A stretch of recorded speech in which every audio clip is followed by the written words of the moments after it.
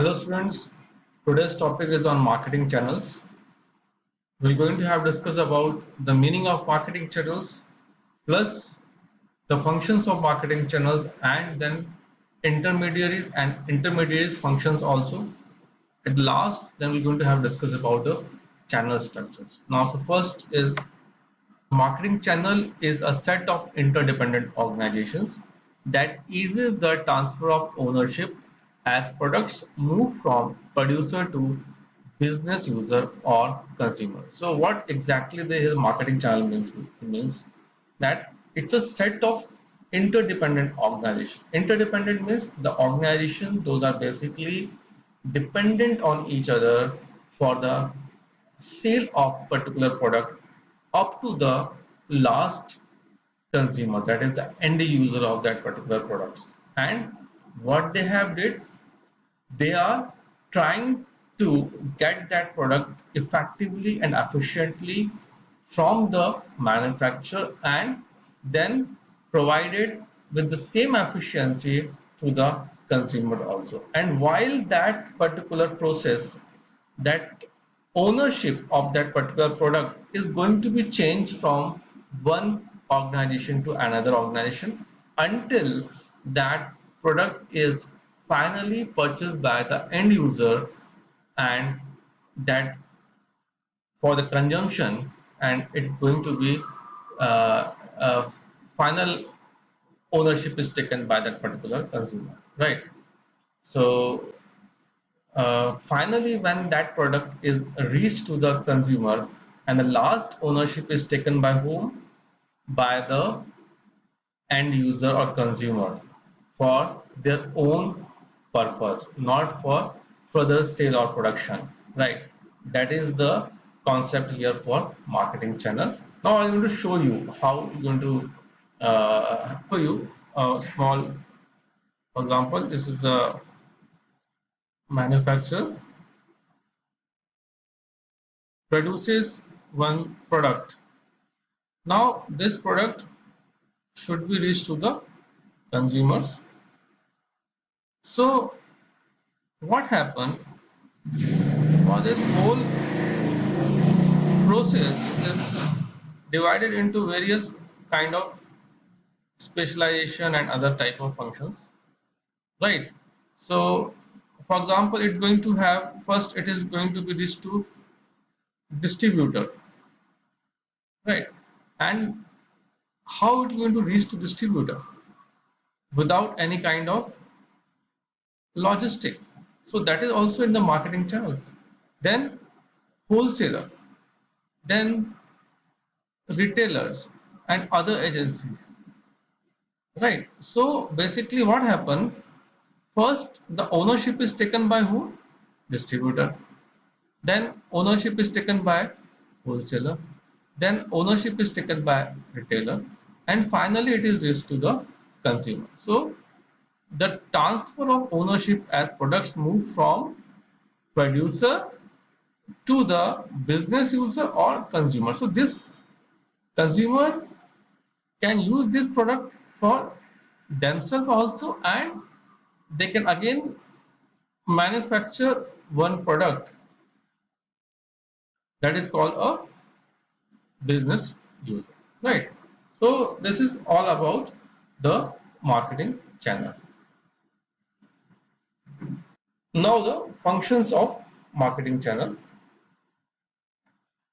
First one is specialization and division of labor, then overcoming discrepancies, then providing contact efficiency. So first one is specialization and division of labor. Specialization means when a particular organization has gotten help of specialized workers for producing their products at very large scale, right? Because the efficiency of producing that product at very large scale is only be possible when that typical work of production is divided into several smaller and easier work, right? When that particular work that need a specialization and quite typical one, if it is brought down to certain smaller kind of part, and each part then will going to given to the specialized people, then that become create a more efficiency for the organization, right? And it will create another important can say benefit for the organization, that is called a lower production cost, because once the production is going to be very high and very large scale, then the production cost is going to be lower for per unit of the product. Then achieve economies of scale, same thing. When the production will become at very large scale, then that unit of cost per unit is going to decrease. That is called economies of scale. Then aids producers who lack resources to market directly. These kinds of specialized work is basically help the organizations and production houses or the manufacturers, those have not a capability to directly sell that product to the market. So this kinds of organization help them also. Then builds a good relationship with the customers, yes, because as a manufacturers, your location is very limited across the country, across the world, and through these marketing channels only, it is possible for the organization also to be in contact with the customer, because these marketing channels have specialized in these kinds of activities where they can know the consumer's needs and wants more perfectly and effectively as compared to the production houses, right? So this is all about the specialization and division of labor. Then next one is overcoming discrepancies. So first one is discrepancies of quantity. The difference between the amount of product produced and the amount an end user wants to buy. Now in the last slide, what we learned that to reduce the cost of a particular product or production, or to achieve the economies of scale, the manufacturers should have to produce that particular quantity at very large scale. And when they are producing that particular product at a very large scale, then it is not possible for the market to consume that particular quantity in a shorter span of time. So what happened now? These marketing channels, this is stored that particular product, and whenever it is needed, it is then supplied to the particular consumers, right? Then discrepancies of assortment. The lack of all the items a consumer needs to receive full satisfaction from a product or products. So what happened? Assortment means when certain products has produced to consume for the consumption of a product, a particular customer, then that product should not be alone going to consume. Assortment of products required for that. For example, chips. If you're going to have eat a chips, and organization is producing that chips at very large scale, then it is going to be stored somewhere for future supplies. And with that chips, many people have required the cold drink also, right? So cold drink, then maybe someone required the cake also.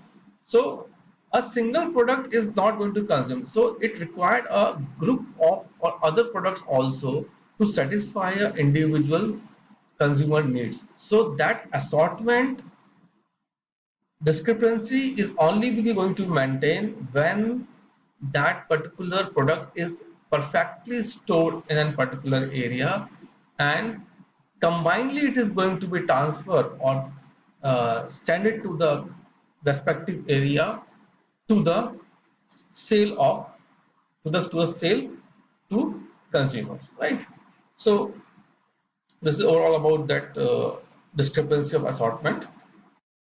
So next point is temporal discrepancy, a situation that occurs when a product is produced but a customer is not ready to buy it. So what happens when this productions of the organization has completed, or when it is going on at very large scale, at that time the productions capacity of the organizations are very high, and whatever they have produced, it is not compulsory that it is going to be consumed by the consumer at that time only, right?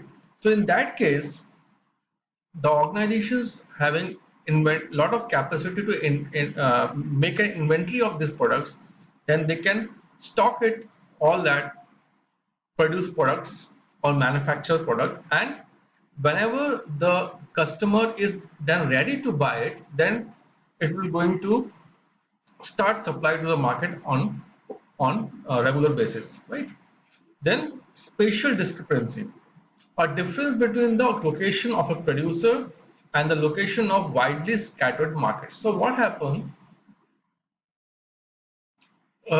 It means that normally the manufacturers have very limited space across the globe, and whenever they are start producing something for the production for their market, in that case, these markets have scattered very widely throughout the world. If any, for example, if any company is manufacturing certain product in X country, for example, X country, so maybe the market of that particular product is not in that country, maybe in some another country, right? So this of this manufacturers are maybe very widely distributed across the globe, and their market are also very widely scattered throughout the globe. So in that case, these marketing channels have make a link between the manufacturer and the market, and they provided all the product throughout the globe into different scattered market irrespective of the location of the manufacturer, right? Now this is the example of in front of us regarding the marketing channels reduce the number of required transactions. For example, these are all electronic manufacturing company, electronic product manufacturing company. If they are going to concentrate on each and every consumer, then you will say the equation is here. If the 5 producers are there into 4 consumers, then total 20 transactions required. 20 transactions required. Now the same, if the marketing channels is going to be handle that production, sale of that production, then here only best buy is here in between the manufacturers and the consumer. And we'll see here with an intermediary 5 producers plus 4 consumers, total 9 transactions are here. So this is the impact of marketing channel or intermediaries over the market, right? Now the channel intermediaries and their functions. Define the types of channel intermediaries and will describe the functions and activities also. Now channel intermediaries. What are different kinds of channel intermediaries are there? First one, retailer. A channel intermediary that sells mainly to customers. Retailers are the intermediaries of the channel that mainly sell their product directly to the end user. End user in the sense, those are using that product for their own purpose. For example, if I'm going to have purchased this bottle, so this bottle is basically who is going to be used? I'm going to be used that bottle, right? If I'm going to purchase this bottle for the resale, then it will count as a merchant wholesaler, an institution that buys the goods from manufacturers, takes the title to goods, stores them, and resells and ship them. That is all called the merchant wholesalers. For example, if I am going to purchase this bottle at very large quantity directly from the manufacturer, then that purchase of that product is basically what happened, that purchasing has given me the title of ownership. I owned that products, right? Then what I did, I store them because the quantity is at very large scale. Then I resell that particular product to the retailers wherever it is required, and then ship them to the particular concerned retailers. Then agents and brokers. Wholesaling intermediaries who facilitate the sale of a product by representing a channel member. So what happened? uh, there is one category of agents and brokers. The major thing for the agents and brokers are what? They are not entitling the ownership, right? Because they are not purchasing that product. Basically, they are facilitating the sale of a product, right? As an intermediary, they facilitate the sale. For example, if they purchase it, sorry, they ticketed that product from the from the manufacturer. They hold it to their at their particular location, then they transfer it to the purchaser. Like they are basically agents. I just want to give an example of that. If you heard about one agent that is called a C&F agent, that is carrying and forwarding agents. Carrying and forwarding agents are the organization where they don't have purchased that product from the company. What they have did, they took it that product from the company. Company gave them a certain percentage of whatever the value of that stock is with them. They took it that particular large quantity of product from directly from manufacturer to their states. They hold it that particular stock with them for certain time, and on certain requirement, then they are passing out that particular products to the wholesalers and merchants and other distributors, right? So what they are doing, they are just carrying that to their stocking position, where they have whether they where they are maintaining the inventories, and then based on the market demand they are supplying it to the different merchant distributors, wholesalers and retailers, right? So this is all about the agents and brokers. Then this is all about more detail that I already have told you in my last slide. Retailers take the title to goods, merchant wholesalers take the title to goods, agents and brokers do not take title to goods. Right? Functions performed by intermediaries. What are different kinds of functions normally intermediaries are performing? That is transactional functions, contacting, oblique promotion, negotiating, and risk taking. So the transactional means any kind that is related to the transaction of business. So what they are doing normally, intermediaries, they are contacting the parties, they are promoting that product, first thing. Then they are in negotiation with the parties regarding the sale of that particular product. Then risk taking, because what happened, they are taking the ownership from the company for the product. It means if that product is not going to sell effectively, then that loss is bear by whom? By the channel intermediaries. So that is a risk taking. Then logistical functions. Logistical function means physically distributing. For example, if as a wholesaler the retailers have ordered their product, then what they have did, they have uh, transport this particular product from their depot to the individual retailers. So that is physically distributing the products across the market, first thing. Second, they brought it that product directly from the company at very large scale. So storing is there, and then sorting is there. Sorting means they have a lot of products with them, different kind of ranges of products they have. So they have sorted according to the market demand and according to the particular retailers' preferences. Then facilitating functions, researching and financing. They are basically, as I already told you, channel intermediaries or channel functions of the intermediaries is the major one. What is that? That is researching, because they are in directly touch with the consumers and the business users. They know the market very well. What are their preferences? Why that product is not doing much well in the market, and what are different kinds of you can say changes should require in a particular product. All this information are basically in with this intermediaries. So researching part is very important. Can say important to help the company have got it from this intermediaries, and then financing part is there.